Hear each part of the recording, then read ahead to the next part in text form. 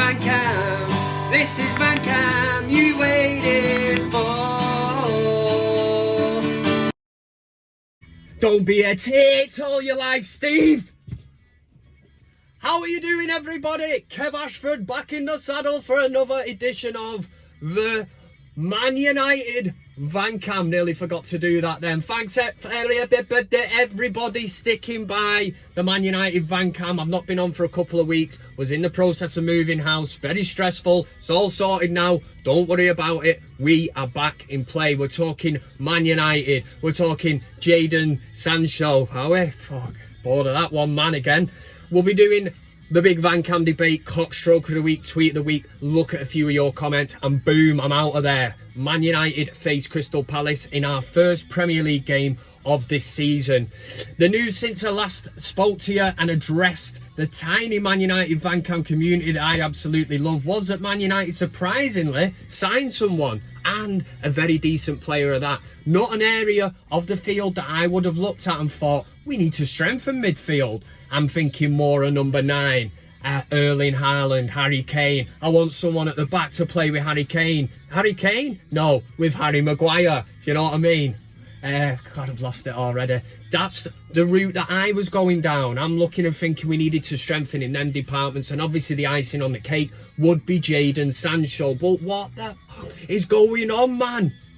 And we're going to be getting into it in the BIG VanCam debate. I'm going to ask you a question about United's credibility of challenging for a title this season. We'll throw that question out there and it's up to you lot to vote on it. But Donny van der Beek, absolutely fantastic signing at 40 million, proves that Ed Woodward could finally find value in the market, because by Christ, that is value. For me, he was a 60, 70 pound player. A £60 million player easily. Tell them not done VanCam for a couple of weeks, proper struggling. But Van der Beek, Van der Beek, whatever you call him, don't be praising the Glazers. Oh, they've spent, oh, they haven't. And don't even be praising Ed Knobhead Woodward either.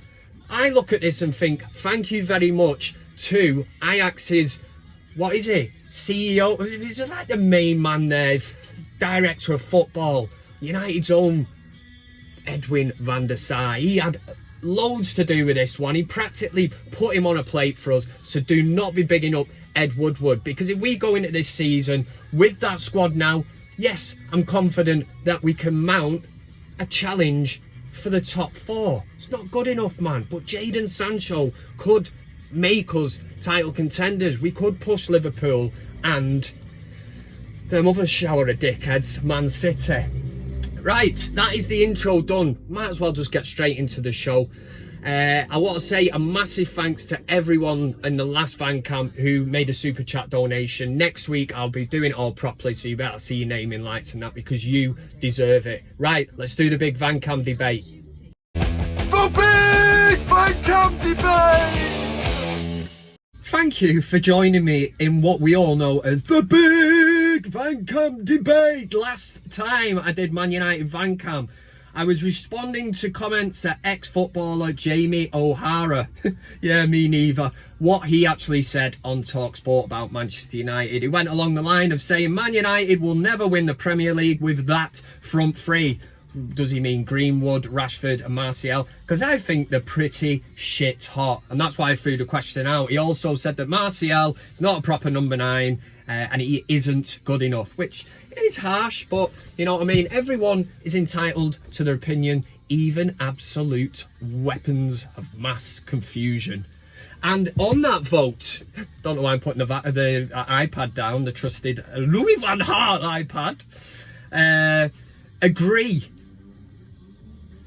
23%, disagree 77%. So as always, the ManUtd VanCam community and everyone that clicked on the community tab to register their vote went with what I was saying, which proves that obviously I know my shit, and so does 77% of the ManUtd VanCam community. On to this week's question. This week's question is proper simple, man.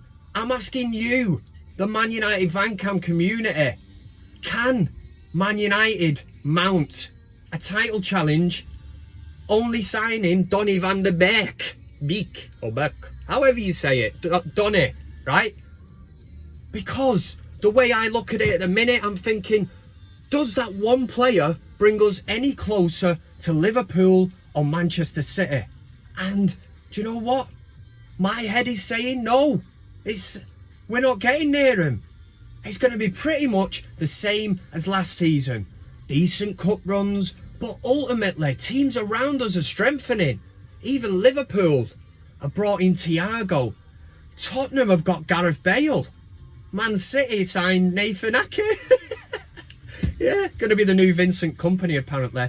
But again, this is why I keep reiterating this point, that we need to sign Jadon Sancho. He's the final piece of the jigsaw and he puts us right into the mix. Look at Chelsea, who finished behind us, spent big, gone out there, got the business done, and still we've got Ed Woodward in charge of these transfers. He's better when somebody's ringing him. Hello, is that Ed Woodward? It is, yeah. I'm Danny Longlength from Danny Dildos. We'd like to put the Manchester United logo on a dildo, and we'll give you 500 grand. Yeah, done. He's good on that side of stuff. He will bring commercial deals in like that, and then we'll have the Man United dildo with the devil horns on the top. You know what I'm talking about. But this week's question is, in your opinion, we've only signed this one player unless something stupid happens tonight or over the weekend, but at this point in time, Donny van der Beek is in. Will United mount a title challenge? Not a top 4 challenge, a title challenge. And as always, there is no sitting up on that fence. You sit up on the fence, you get splinters in your ass, and then you've got to pick them out your ass. It's difficult. So don't be a shithouse. Yes or a no. Click on the community tab of the ManUtd VanCam page and you can cast your vote. For BIG VanCam Debate! There we go with the BIG VanCam Debate. Community tab of the ManUtd VanCam page. Click on that, cast your vote, make sure you get involved, and next week I will bring to you that poll result. Right, we all know weapons, absolute dickheads out there in this world. We just have to live amongst them. To be honest, and being totally honest, I've been one before. I'm not ashamed to say it, but yeah. Let's do CockStroker of the week. CockStroker of the week.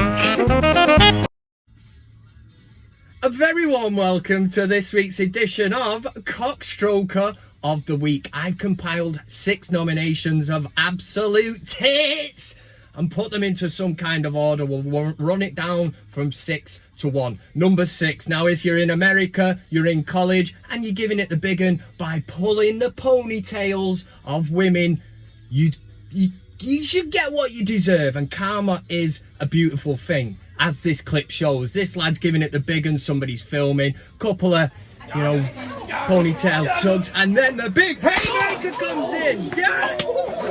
Putting the smack down, motherfucker. That's exactly what she did, and that's why I said karma is a beautiful thing. Don't be pulling them ponytails, that's not what they're for.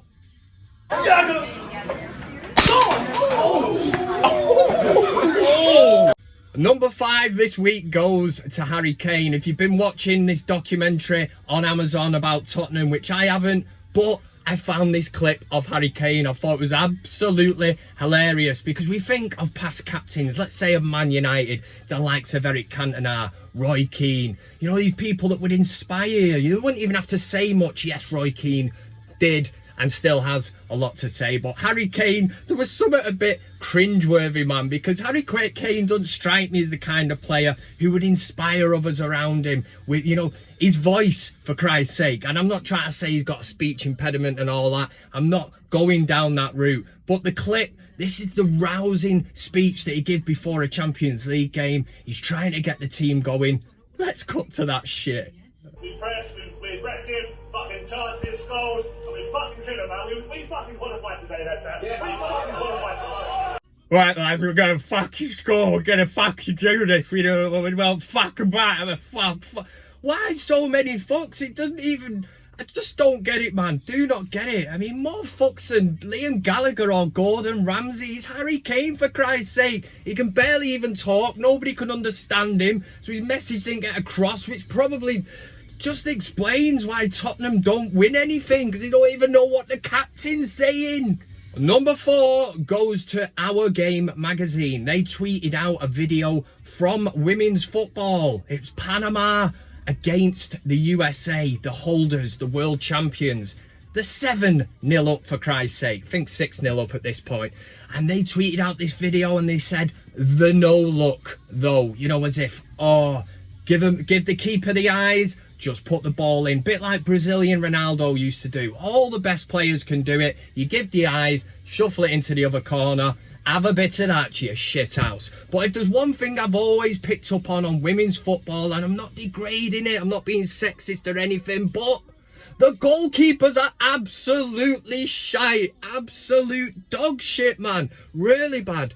And for this tweet to come out saying the no look, though, you know, oh, the no look, though. No, there was no look. Because when you see the video, the goalkeeper has got no awareness of where the net actually is. She's just too far over to one side. The USA woman has not just picked a corner out. She's just rolled the ball into the net. The no look, though. Fellaini's the tree, still is. And number three this week goes to Carol Baskin. Anybody that was in lockdown surely watched Tiger King. I know Big Kev did anyway, and yeah, it was good. Bit twisted, but that's what I'm into, man. Carol Baskin has resorted now to taking cash for reading out messages. And this opens up a whole world of possibilities and absolute shithousery. Yeah, because they're taking money and, in effect, they can be the butt of other people's jokes. And this is exactly what's happened in this clip. It's Carol Baskin at Big Cat Rescue. Hi, Rolf Harris. All your kids wanted to get together and tell you that you have really touched them and that they love all that you have done for them.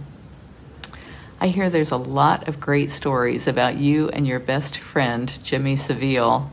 Can't wait to hear those. Happy birthday, Rolf. So somebody's had a well over. She was happy to take the cash, but doesn't know who Rolf Harris and Jimmy Seville are. We all know who they are. She's been done over, but she took the money and run. Shithouse. Number 2 entry this week goes to Arsenal player Said Kolosniak. Said Kolosniak. I think I got the pronunciation of that one absolutely spot on.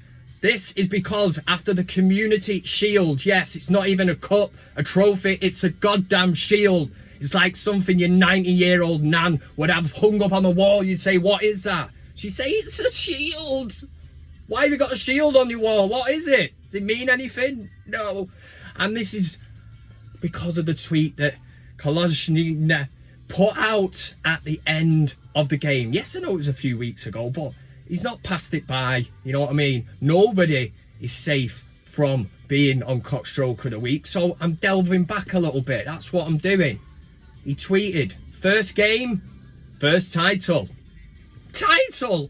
Fuck's sake. How far have Arsenal fallen, man? The players actually believe they've won a title. We won that Community Shield, whatever it used to be called, loads of times, man.